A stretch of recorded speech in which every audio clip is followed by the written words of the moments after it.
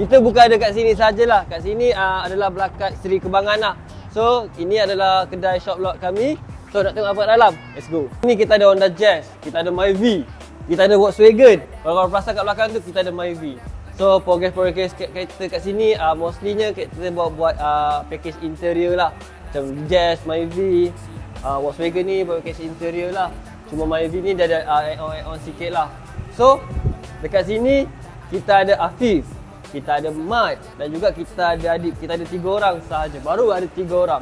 So, aku nak buka peluang kali ni. Sebab apa? Jom aku tunjuk korang sesuatu. Inilah, kita juga berada di tempat baru. Okey, ni tempat baru kita orang lah.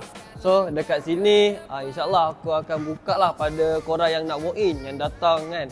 So, kat sini insya-Allah kita akan buka pada walk in lah. So, sebab apa aku boleh buka walk in kat korang? Jom, kau boleh tengok kat sini ada apa. Dekat sini, cucian dia, kita ada 2 tempat, ada 2 bay.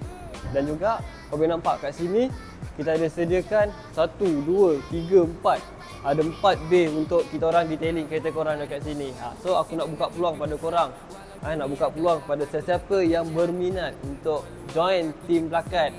So kali ni kita orang buka lah. Aku perlukan lebih kurang dalam 2 ke 3 orang jugalah untuk orang asal bakat baru korang dalam bidang detailing pula. Okey. Apa keistimewaan yang kita orang boleh bagi? Okey, kat sini kita orang boleh bagi basic daripada 1,700 ke 2,000. Dan juga kita ada EPF, SOCSO dan juga EIS. Benar lah, tu penting lah. Paling best, kali ni kita ada sediakan tempat tinggal untuk korang. So, mana yang daripada jauh yang nak kerja dengan Belakat, welcome pada korang. So, untuk kita peluang kali ni untuk bekerjasama dengan Belakat. Keistimewaan kat tempat tinggal korang tu, kita orang bukannya sediakan rumah je. Swimming pool ada, gym ada. Kalau korang nak, mak-mak pun ada kat sekitar tu. Jenis yang malas nak masak kan, jenis yang nak makan luar je, mak-mak pun ada. Jadi aku nak cari yang betul-betul yang nak bekerja, yang ada semangat nak bekerja. Mana pendekar-pendekar yang kat luar sana tu, asal bakat korang, tunjukkan kau punya kelakian. Kita jumpa kat sini. Assalamualaikum.